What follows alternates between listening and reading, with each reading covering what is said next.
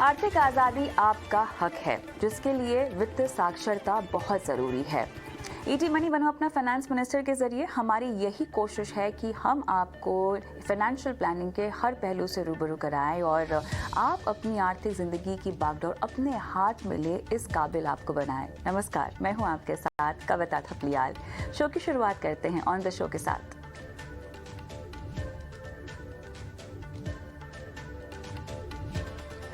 RBI ने crypto currency में बड़ी गिरावट के बाद क्रिप्टो में पैसे लगाने को लेकर किया सावधान। जानेंगे क्रिप्टो में गिरावट की वजह।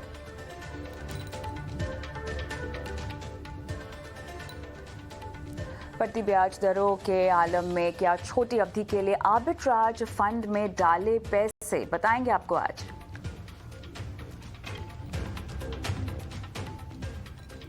असर बाजार में फंड की परफॉर्मेंस खराब होने पर जल्दबाजी में क्यों ना निकालें अपने पैसे फंड से।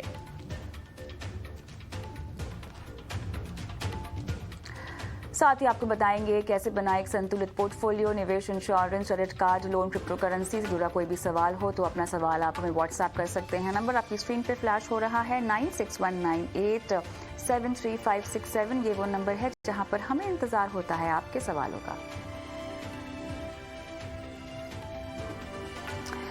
शो की शुरुआत आज बेहद दिलचस्प टॉपिक के साथ हम बात करने वाले हैं क्रिप्टो करेंसी में गिरावट की। जी हाँ, क्या गिरावट के चलते भी यहाँ पर लोग पैसे लगा रहे हैं क्रिप्टो में, और अगर गिरावट आई है तो ये कितना लंबा चलेगी। हमारे साथ एक्सपर्ट्स मौजूद हैं।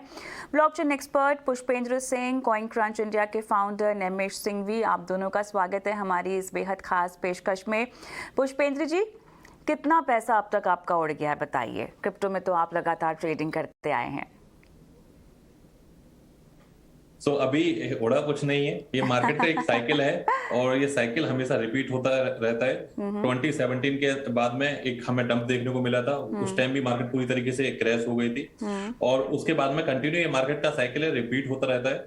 तो यहाँ पर भले ही अभी एक लॉन्ग टर्म वाला जो पोर्टफोलियो है वो यहाँ पर शॉर्ट टर्म के लिए डाउन है, लेकिन एक्सपेक्टेशन यही है कि बहुत जल्दी यहाँ पर रिकवरी होगी। और अभी जो यहाँ पर गेन थे वो अनरियलाइज्ड थे, तो मेरा मानना है कि यहाँ पर जल्दी हम रिकवरी देखेंगे। तो अभी यहाँ पर कुछ लॉस नहीं है, जस्ट एक पोर्टफोलियो डाउन है, और वो भी खाली क्रिप्टो का नहीं, ऑल ओवर स्टॉक मार्केट का देखा जाए या किसी भी एसेट का देखा जाए इस टाइम के, पूरी वर्ल्ड के अंदर एक फाइनेंशियल क्राइसिस है, जिसकी वजह से कहीं ना कहीं इम्पैक्ट क्रिप्टो के ऊपर भी है। बिल्कुल, कहीं ना कहीं इसका इम्पैक्ट क्रिप्टो पर भी है। निमेश, यहाँ पे थोड़ा सा हमारे गवर्नर साहब की बात पर भी मैं आपका ध्यान लाना चाहूँगी, जो कह रहे हैं कि कोई अंडरलाइन फैक्टर नहीं है क्रिप्टो को लेकर और इसलिए जो गिरावट आ रही है निवेशकों को सावधान रहना चाहिए। उन्होंने भी यहाँ पर एहतियातन एक मैसेज दिया है। तो वाकई इससे ये पता चलता है, जिस तरह की गिरावट हमें दिखाई दे रही है और जिस तरह का पैनिक हम इक्विटी बाजार में देख रहे हैं, मेरे ख्याल से उससे कहीं ज़्यादा पैनिक शायद क्रिप्टो करेंसी में होगा। तमाम लोगों के मन में जो पैसे लगाते हैं और जो घाटा भी फेस कर रहे होंगे। फिलहाल मौजूदा स्तर पे मौजूदा हालात आपको, जैसे कि हम कहते हैं कि इक्विटी में देखिए अभी ये साल और हो सकता है आने वाला साल भी थोड़ा सा यहाँ पर अनसर्टेनिटी से भरा होगा, क्या क्रिप्टो के लिए भी हम ऐसा कह सकते हैं? कविता, जनरली जैसे पुष्पेंद्र भाई ने बोला कि एक साइकिल होता है and we all have seen that. हम लोग 2017-15 से साइकिल्स देखते आते हैं, तो ये गिरावट का साइकिल शुरू हो गया है और इसके बाद फिर से एक चढ़ाव आएगा। और ये जो साइकिल्स होते हैं वो एक 4-4 साल के साइकिल्स होते हैं, अगर आप हिस्टोरिकली देखो तो 3-4 साल के। तो अभी अगर गिरावट शुरू हुई है तो I would agree with you थोड़ा बहुत कि ये इस साल चलेगा और थोड़ा अगले साल भी खींचा जाएगा। और शायद जो तेजी जो हमने 2021 और 2022 में देखी, वो तेजी फिर से हमें 2024 में या 25 में देखने मिले। लेकिन मार्केट जो है वो, हम जिसको तेजी बोलते हैं, वो एक्चुअली 200, 300, 500% चढ़ा होता है, जो स्टॉक मार्केट में 20, 30, 40% के सामने यहाँ पे बहुत ज्यादा होता है। तो 20 से 30% का जंप अप और डाउन जो है क्रिप्टो में वो लगातार चलता रहता है। ये जो हम बात कर रहे हैं वो 200, 300, 400% का जंप है और गिरावट में 30, 40, 50% की गिरावट है। ये जो है ये सही में डराने वाले वॉलेटिलिटी होती है या खुश करने वाली वॉलेटिलिटी होती है। तो स्टॉक मार्केट के सामने क्रिप्टो आई थिंक और भी ज्यादा मूवमेंट रहेगा और प्रॉफिटेबल भी रह सकता है। लेकिन जो जो अनप्रेसिडेंटेड प्रॉफिट्स जो हुए पिछले 2 साल में, वैसी साइकिल शायद हमें और 2 या 3 साल बाद देखने मिले। तो पुष्पेंद्र जी, हम ये कह सकते हैं क्या कि अभी अगर कोई क्रिप्टो में पैसे लगा रहा है, लगा चुका है, तो थोड़ा सा उनको अभी लंबा रुकना पड़ेगा, घाटा अगर देख रहे हैं तो चिंतित ना हो, और जो आना चाहते हैं वो कम से कम 3 या 4 साल का थोड़ा सा अपना टाइम ड्यूरेशन लेकर आए? बिल्कुल। एक्चुअली क्या है कि जब हम क्रिप्टो के अंदर जब पैसा लगाते हैं तो हमें लगता है कि क्रिप्टो एक ऐसी चीज है, इसमें बस पैसा डाल दो 25 दिन में पैसा डबल। तो जबकि क्या है, क्रिप्टो एक ऐसी चीज नहीं है। अच्छा। तो क्रिप्टो के अंदर भी क्या है कि लॉन्ग टर्म के टारगेट हमें रखने चाहिए। और अगर हम आज के टाइम में भी इन्वेस्ट कर रहे हैं तो सबसे बेस्ट मीडियम है अगर हम एसआईपी के थ्रू इन्वेस्ट करें और एक लॉन्ग टर्म का प्लान लेके चलें, क्योंकि एट द एंड यहाँ पर क्या है कि मार्केट अगर आप देखोगे ऑल टाइम हाई हमेशा बिटकॉइन ने क्रॉस किया ही है, हमेशा बिटकॉइन ने एक नया ऑल टाइम हाई बनाया है। और आफ्टर 2 ईयर यहाँ पर हाफिंग वाला भी टाइम है, तो हाफिंग के टाइम में यहाँ पर बिटकॉइन ऑल टाइम हाई बनाता ही बनाता है। तो अभी तक की हिस्टोरिकल देखी जाए, अभी तक की हिस्ट्री देखी जाए, तो उसके अंदर बिटकॉइन ने हर 4 साल बाद एक नया साइकिल बनाया है और उस साइकिल के अंदर सबको सरप्राइज दिया है। पुष्पेंद्र जी, कौन कौन सी क्रिप्टो कितनी कितनी गिरी है, जरा सूरत हाल बताइएगा।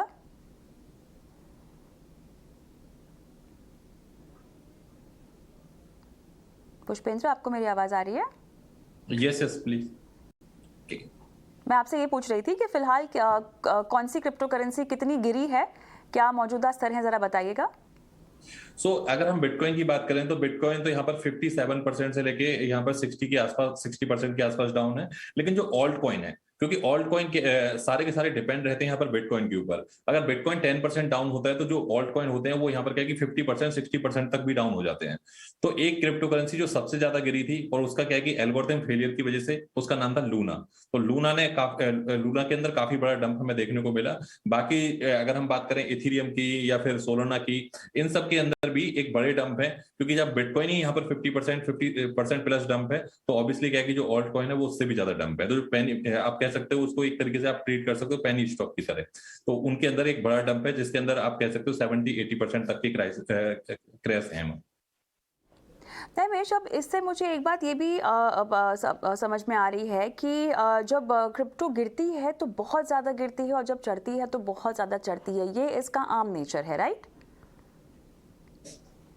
यस, लेकिन कविता मैं ऐड करना चाहूंगा कि ये जो गैप होता है ना, वो गैप सालाना कम होता जा रहा है। माने कि अब जैसे आप बिटकॉइन को ही देख लो, जब बिटकॉइन 2017 में ऊपर गया था तो वो $1000 से $20,000 गया था, that is 2000 times, right, 200 times, right. और वो जब गिरा तो वो $3,500 पे आया था, यानी कि 90% तक गिर गया था। अभी जो है वो बिटकॉइन अपने लास्ट ऑल टाइम हाई यानी कि $20,000 से 69,000 गया है, which is just 3x, right, अपने ऑल टाइम हाई से। और उसके बाद जब गिरा है तो वो अभी भी 60% ही गिरा है, यानी कि वो जो डिस्टेंस है ना उतार चढ़ाव का, वो कम होता जा रहा है, वॉलेटिलिटी कम होती जा रही है।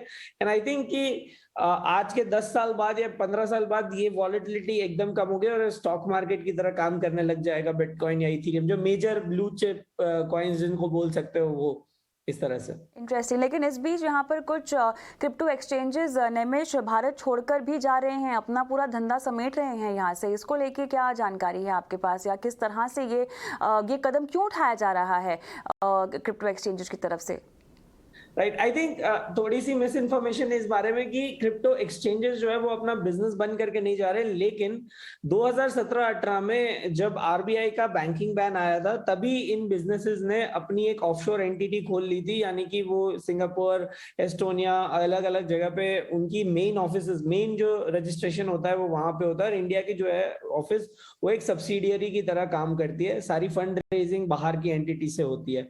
और आज के दर में अगर देखा जाए तो सिर्फ क्रिप्टो एक्सचेंजेस नहीं बल्कि बहुत सारे प्रोजेक्ट्स जो है वो इंडिया से बाहर जाके ऑपरेट करना चाहते हैं। And the reason is very simple, India के जो रेगुलेशंस है वो कहीं ना कहीं इनको अफेक्ट करेंगे नेगेटिवली, राइट। रेगुलेशन होना या टैक्सेशन होना अच्छी बात है, बट उसके साथ जो एम्बिग्विटी आई है, जो टैक्सेशन की क्लैरिटी नहीं है, इस मामले में आप कहीं पे भी फंस सकते हो। ये डर का थोड़ा सा माहौल छा गया है, इसलिए ये प्रोजेक्ट्स वगैरह सब बाहर जाके ऑपरेट करना चाहते हैं। और एज एन इंडिविजुअल भी काफी एफ्लुएंट लोग जो है जिन्होंने काफी पैसा कमा लिया है, जिन्होंने या तो जिनको और आगे क्रिप्टो में रेगुलरली ट्रेडिंग करनी है, वो भी अपना बेस जो है वो इंडिया छोड़ के जाना चाहते हैं, क्योंकि हमारे टैक्स के जो नए नियम आए वो उनके लिए इट्स नॉट फेवरेबल इंडिया में रह के बिजनेस करने के लिए।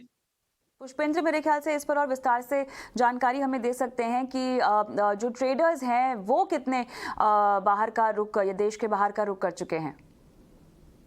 सो एक्चुअली जो बड़े ट्रेडर हैं जिनका यहाँ पर पोर्टफोलियो एक बड़े लेवल के ऊपर है और उनको लगता है कि जो ये 30% टैक्स है, क्योंकि खाली 30% टैक्स नहीं है, टैक्स के ऊपर यहाँ पर जो सबसे बड़ा प्रॉब्लम है वो है यहाँ पर टीडीएस का। क्योंकि जो 1% या टीडीएस है, इसके अंदर क्या होगा कि हर ट्रेड के ऊपर आपका 1% कैपिटल कम हो जाएगा और ऐसे धीरे धीरे करके एक साल के अंदर गवर्नमेंट के पास में आपका बहुत बड़ा टीडीएस पहुंच जाएगा ना। और जबकि उसको हम क्लेम तो कर सकते हैं, लेकिन हमारी जो ट्रेडिंग कैपिटल है वो यहाँ पर कम हो जाएगी। तो यहाँ पर जो बड़े बड़े ट्रेडर्स हैं, बड़े बड़े वेल्स ग्रुप हैं, वो ऑब्वियसली क्या है कि बाहर की तरफ जा रहे हैं। बाकी एक छोटा इन्वेस्टर जिसका बजट उतना नहीं है, क्योंकि उसे पता है कि मैं 30% टैक्स भी दे लूंगा तो भी यहाँ बेटर रहेगा, तो वो स्विच नहीं कर रहे हैं। बाकी बड़े बड़े वेल्स, बड़े बड़े प्रोजेक्ट्स काफी सारे मूव कर रहे हैं दुबई की तरफ और डिफरेंट कंट्री के अंदर, जहां पर क्या कि टैक्स कम है या टैक्स फ्री है। तो नैमिष, यहाँ पर भारत को छोड़कर ग्लोबली किस तरह से अब क्रिप्टो करेंसी में हलचल चल रही है? ग्लोबली भी कविता, आई थिंक ये जो अभी पुष्पेंद्र भाई ने बताया, जो लूना क्रिप्टो करेंसी था उसका जो मेजर क्रैश हुआ, और उसके साथ साथ एक स्टेबल कॉइन भी जो $1 के साथ स्टेबल होना चाहिए, यानी कि उसकी वैल्यू हमेशा $1 रहनी चाहिए, वो गिर के 10 सेंट पे आ गया। तो ये क्रैश के बाद जो है वो रेगुलेटर्स थोड़े से चौकन्ना हो गए। यूएस, यूके, यूरोप, यहाँ के रेगुलेटर्स ने, जापान उठ के अभी उसके ऊपर कार्रवाई शुरू कर दी है कि किस तरह से आगे चल के क्रिप्टो को रेगुलेट करना चाहिए और किस तरह का रिस्ट्रिक्शन डालना चाहिए ताकि इन्वेस्टर फंड जो है वो प्रोटेक्टेड रहे। तो ये सारी इकोनॉमीज जो है वो रेगुलेशंस पे काम कर रही है, काम करना शुरू कर दिया है। ऑन दी अदर हैंड बहुत सारी प्रोग्रेसिव इकोनॉमीज जो है, यानी कि यूएई हो गया, दुबई, या अगेन अमेरिका, यूरोप या जापान हो गया, ये क्रिप्टो को अपने इकोसिस्टम में लाने के लिए रेडी है और कुछ ना कुछ तैयारियां कर रही है।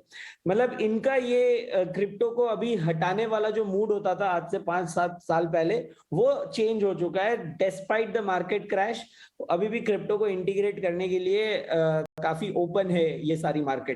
सो ये इंडिया के बाहर की मार्केट का फायदा है। और मैं एक और मिनट लेके ये समझाना भी चाहूंगा, क्योंकि हर बार मैं ये चीज बोलता हूँ तो लोग मुझसे पूछते हैं इंडिया क्यों नहीं रेगुलेट कर रहा है। तो हमारी जो इंडिया की जो करेंसी है, जो मॉनेटरी पॉलिसी है, वो थोड़ी सी कंजर्वेटिव है, और इंडिया की करेंसी जो है वो फॉरेन ट्रेडेबल करेंसी नहीं है, यानी कि आप उसको फॉरेक्स की तरह दूसरे कंट्रीज में आराम से उसको ट्रेड नहीं कर सकते, यूज नहीं कर सकते। हमारी रिस्ट्रिक्टिव करेंसी है। हमारे देश में लिमिटेशंस है कि हम कितना पैसा इंडिया से बाहर भेज सकते हैं, हम कितनी कैश के ट्रांजैक्शंस कर सकते हैं, और ये जो सारे रिस्ट्रिक्शंस है इनको बाईपास किया जा सकता है क्रिप्टो से। इसलिए हमारा देश इतना समय ले रहा है रेगुलेट करने के लिए, या कहीं ना कहीं आरबीआई उसको बैन करने के लिए प्रपोज कर रही है, क्योंकि हमारी मॉनेटरी पॉलिसी ये सारी इकोनॉमी से बहुत डिफरेंट है। अगर ये सवाल आपके ऑडियंस को आ रहा है तो I wanted to answer this. बढ़िया, लेकिन साथ ही एक और सवाल मेरे जहन में आ रहा है, अभी रेगुलेटर अगर नियुक्त भी कर लिया जाए तो भी क्या जो गिरावट हमें दिखाई दे रही है उसको रोका जा सकता है? आप दोनों से मैं एक एक करके ये जवाब चाहती हूँ। नैमिष? ओके, सो गिरावट जो है उसको आप किसी भी तरह से नहीं रोक सकते, बिकॉज ये पहली बार है कि एक मार्केट जिसके बारे में हम डिस्कशन कर रहे हैं वो एक कंट्री या एक इकोनॉमी से अफेक्टेड नहीं है, वो वर्ल्ड वाइड है, राइट। और 24 घंटे चलने वाली मार्केट है। आप रात को सो जाओगे और सुबह में अमेरिका में कोई न्यूज आ गई होगी, उसकी वजह से क्रिप्टो मार्केट के ऊपर इफेक्ट आ जाएगा, या यहाँ पे एशिया में कोई न्यूज आएगी, उसकी वजह से वो लोग जब सो रहे होंगे तब मार्केट में इफेक्ट आ जाता है। तो it's a global, first time ever it's a global market. तो किसी भी कंट्री में एक रेगुलेटर सिर्फ उसके इंटरमीडिएरीज को कंट्रोल कर सकता है, यानी कि हमारे जो एक्सचेंजेस है जिनके थ्रू हम क्रिप्टो करेंसी बाय करते हैं या सेल करते हैं, उनको वो कंट्रोल कर सकते, उनके ऊपर रिस्ट्रिक्शंस रेगुलेशंस लगा सकते ताकि ट्रेडर का एट द एंड नुकसान ना हो। लेकिन ओवरऑल क्रिप्टो मार्केट की प्राइसिंग और उनकी मूवमेंट्स को कोई भी एक रेगुलेटर कंट्रोल नहीं कर सकता, क्योंकि ये ग्लोबल फिनोमिनन है। पुष्पेंद्र, नमीश जी ने जैसा ही कहा, क्योंकि ये ग्लोबल है और 24/7 चलने वाली मार्केट है, तो इसको क्या है कि इतनी आसानी से कंट्रोल नहीं किया जा सकता। और आप कह सकते हो ये एक इंडस्ट्री काफी न्यू भी है, और धीरे धीरे जैसे जैसे ये इंडस्ट्री ग्रो होगी वैसे वैसे मार्केट के अंदर जो वॉलेटाइल वाला सिस्टम है वो थोड़ा कम होता चला जाएगा। क्योंकि अगर हम गोल्ड की बात करें या फिर हम सिल्वर की बात करें तो उन्हें क्या है कि 500 साल, 600 साल, 1000 साल ऐसे लगे हुए हैं। लेकिन अगर हम बात करें बिटकॉइन की, जो सिर्फ 12 साल पुराना, 13 साल पुराना एसेट है।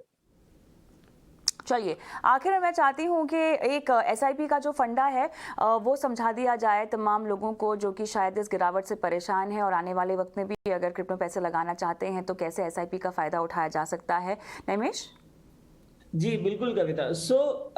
दो सिंपल फंडे होते हैं जो हम हमेशा, मतलब हमेशा, कभी भी हमको नींद में से उठा के पूछ लो तभी हम आपको यही बोलेंगे। एक, आपने कभी इतना पैसा नहीं डालना चाहिए क्रिप्टो में जिसका लॉस होने से आपकी रात की नींद उड़ जाए। So you should only be comfortable in spending that much money, उतना लगाना चाहिए। दूसरा, कभी भी लमसम इन्वेस्टमेंट नहीं करना चाहिए।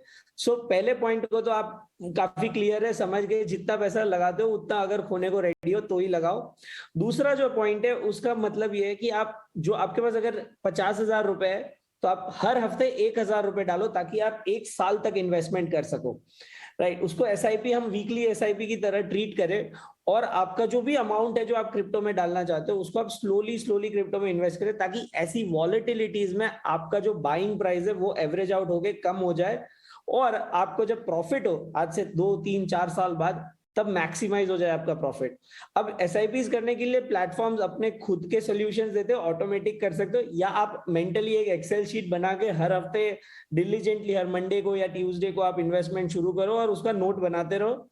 But anyway, I strongly advise कि आप अच्छे क्रिप्टो करेंसी जो ब्लू चिप, जो काफी पॉपुलर है, जिनके पीछे हिस्ट्री है, उसमें इन्वेस्ट करें, और उसमें इन्वेस्ट एक साथ ना करें, स्लोली इन्वेस्ट करें, ताकि आपको ये वॉलेटिलिटी से झटका ना लगे और आप उसका भी फायदा उठा सको।